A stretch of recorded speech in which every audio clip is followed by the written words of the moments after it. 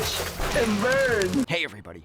So tonight I want to discuss Penelope Spheeris's 1983 film, and that is Suburbia.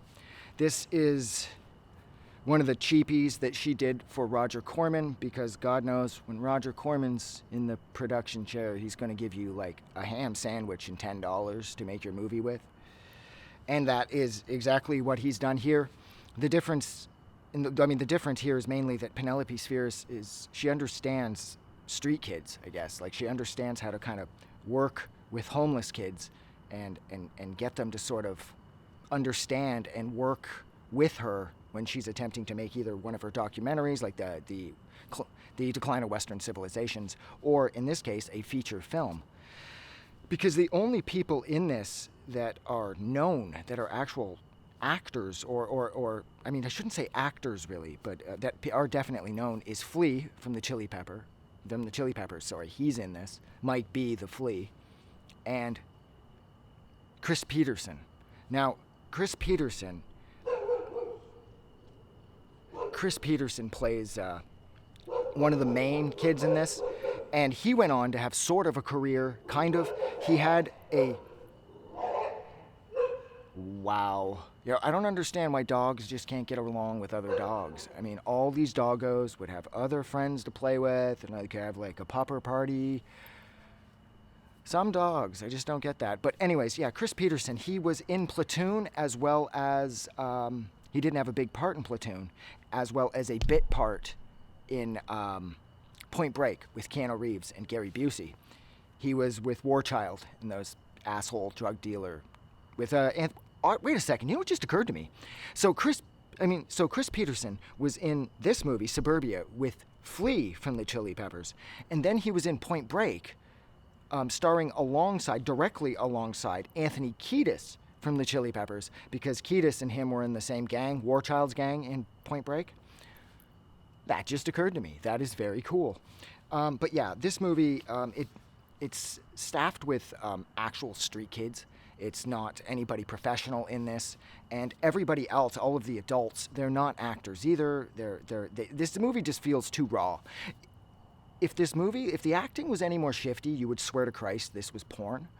But she worked with actual homeless kids and actual like street punks and shit. So that's why this movie doesn't come off like porn. It has this honest sense of authenticity. Everybody in this was legit. The concerts she attended, the bands that are in this, TSOL's in this, DI's in this, and the Vandals. Those three bands perform in this. Now, I will say the best out of the three had to be TSOL. Grissom was born to be a frontman, and it's just too bad that TSOL wasn't able to achieve any more mainstream success. Now, I know technically they did once Jack had exited the band, and they went more like Guns N' Roses, rock and roll, because I know they went on tour with GNR, and they went more rock. But it's too bad that the punk TSOL didn't get more attention, because Jack Grissom is like one of the best frontmen ever. So yeah, so you've got performances from the Vandals, you've got performances from DI, and DI does the full version of Richard Hung Himself. I like Richard Hung Himself, but Jesus Christ, that song is just too long.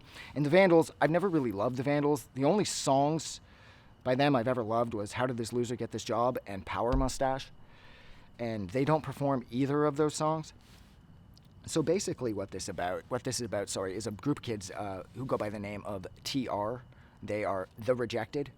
And they just kind of wander around stealing food from people's garages because, again, they have no income, and they're living in the TR house, which is one of the houses that the county bought up at the edge of town that have been completely abandoned, and there's like 15, 20 of them living in there. Which is funny, too, because, again, this reminds me of the Adolescence song, Kids of the Black Hole. And, I mean, that song was written about the kids in this movie, in a sense. Now, technically, it wasn't aimed right at the characters in this movie, but the song Kids of the Black Hole is about the same type of kids, and the song deals with the same types of things that the kids in this movie are dealing with, / what the kids are going through in the decline of Western civilization, especially part 3. And, of course, Penelope Spheeris directed all 3 of the declines, and apparently there's even a 4th one in the works that her and her daughter are currently editing down. But yeah, I mean, this movie's really sad. It's based around the three main characters in this are Sheila, who kind of looks a little like Val Kilmer, and Ethan and his brother Evan. Those are the three sort of focused characters, and all sorts of horrible shit happens. The neighborhood, the people around them hate them. There's a couple assholes who are spending too much time driving around the old houses that the county bought up in order to kill off the dogs that are running around there, because they had both lost their jobs at GM because the factory closed. So, I mean, employed or unemployed, these men are dicks, but they wouldn't be here to fuck with these kids because they would be at work. But because of the genius that was Reaganomics and how it seemed like Reagan was attempting to wipe out the middle class, he succeeded in a sense too. In a small way, he did manage to pull that off. These two men, the two main bad guys, or the antagonists, are left with nothing to do because they are unemployed. So the movie concludes with a big showdown between them and the kids back at TR House, because those two assholes, it got everybody in the neighborhood all sort of riled up and like blaming the TR kids for everything that's going wrong. Now, that being said, the TR kids are responsible for a great deal of the things that are going wrong, but they're not nearly as bad as these two guys are making them out to be. So at the end of the movie, what happens is Ethan's little brother Evan is killed, and that's how the movie ends, with the two assholes running him down in their car. And that's, of course, like I said, that's how the movie ends. And that's sort of like the entire tone of this movie is, you know, these kids aren't going to win, because kids in this situation never win. They're damaged kids, and they grow up to become damaged adults if they get the chance to grow up at all.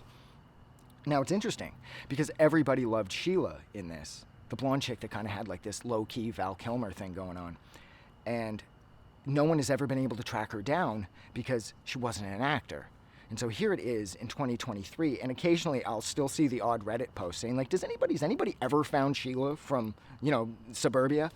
And either nobody ever responds, or people are like, dude, no one's going to find her.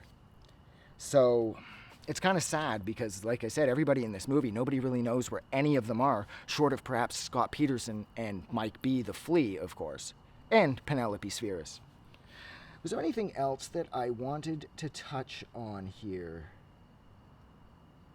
No, I think that was everything. I love this movie. I love that us versus them sort of punk rock mentality. The soundtrack is great. The concerts are honest. Everybody in this... Well, wait, hang on. There was at least one full-on actor in this, because the guy that's in charge of all the concerts, he was the annoying guy. The guy that clearly had something wrong with him in War Games. The guy with the glasses who was really annoying. When... Matthew Broderick and Ali Sheedy are visiting Matthew Broderick's buddy, who's like, oh, I would have programmed in a trapdoor and blah, blah, blah. And he's like, don't tell him about our trapdoors. That guy is in this movie, so he's an actor. So this movie had to be staffed with some professional actors. But the focuses of this film are all legit street kids. So, yeah. I'm going to stop talking because, holy Christ, this went on way too long.